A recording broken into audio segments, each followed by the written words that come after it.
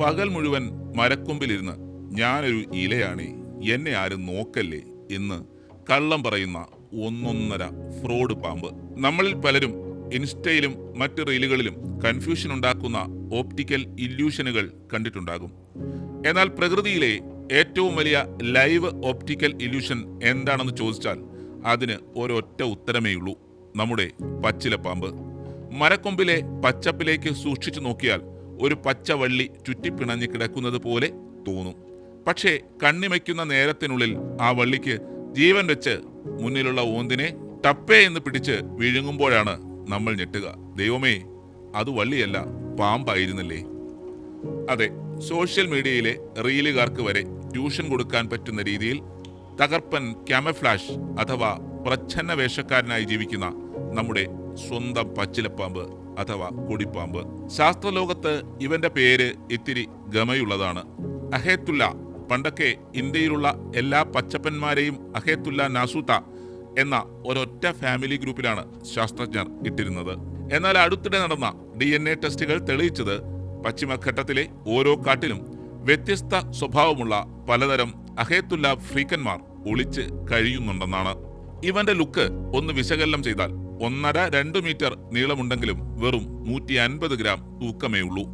അതായത് ഒരു ഷോപ്പിംഗ് കവറിന്റെ അത്ര പോലും ഭാരമില്ല.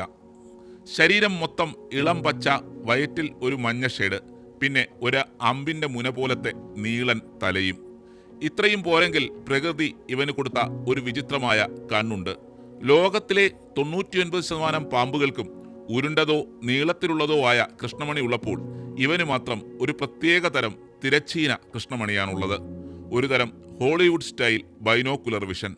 മരക്കൊമ്പിൽ ഇരുന്നു കൊണ്ട് ഇര ഇരിക്കുന്ന ദൂരവും ആംഗിളും കൃത്യമായി 4K ക്വാളിറ്റിയിൽ അളക്കാൻ ഈ കണ്ണുകൾ ഇവനെ സഹായിക്കും. ഇനി ഇവന്റെ വേട്ടയാടൽ രീതി, അത് കണ്ടാൽ അഭിനയത്തിനുള്ള ഓസ്കാർ അവാർഡ് വരെ കൊടുക്കാൻ തോന്നും. ഇരയെ ഓടിച്ചിട്ട് പിടിക്കാനുള്ള സ്റ്റാമിനയൊന്നും ഈ പാവത്തിനില്ല. അതുകൊണ്ട് ഇവൻ പ്രയോഗിക്കുന്നത് ആംബുഷ് ഹണ്ടിങ് എന്ന തന്ത്രമാണ്.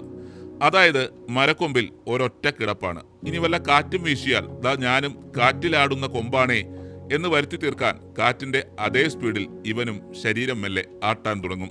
ഈ ഓസ്കാർ പ്രകടനം കണ്ട് പാവം പല്ലികളും തവളകളും ഓന്തുകളും വിചാരിക്കും ഇതേതോ വള്ളിയാണെന്ന്. അവറ്റകൾ അശ്രദ്ധമായി അടുത്തു വരുമ്പോൾ ടപ്പേ എന്ന് മിന്നൽ വേഗത്തിൽ ഒരു സിംഗിൾ ഷോട്ട് പിടുത്തമാണ്. അല്ല ചേട്ടാ, അപ്പോ ഇവന്റെ വിഷത്തിന്റെ കാര്യമോ എന്ന് ചോദിച്ചാൽ ഇവനൊരു റിയർ ഫാങ്ഡ് പാമ്പാണ്. അതായത് വിഷപ്പല്ലുകൾ ഉള്ളത് വായുടെ ഏറ്റവും പിന്നിലാണ്. അതുകൊണ്ട് മനുഷ്യനെ കടിക്കാൻ ഇവൻ വായ പരമാവധി വലിച്ചു തുറക്കേണ്ടി വരും. ഇനി കടിച്ചാൽ തന്നെ വിഷമത്ര സ്ട്രോങ് അല്ലാത്തതുകൊണ്ട് മനുഷ്യർ മരിച്ചു പോകില്ല. പരമാവധി പോയാൽ കടിയേറ്റ ഭാഗത്ത് ചെറിയൊരു വീക്കവും വേദനയും മരവിപ്പും വരും. അല്ലാതെ സിനിമയിലെ പോലെ നീല നിറമായി മാറത്തൊന്നുമില്ല. ഭീഷണി വരുമ്പോൾ ശത്രുക്കളെ പേടിപ്പിക്കാൻ ഇവൻ കാട്ടിക്കൂട്ടുന്ന ചില കോമാളിത്തരങ്ങളുണ്ട്.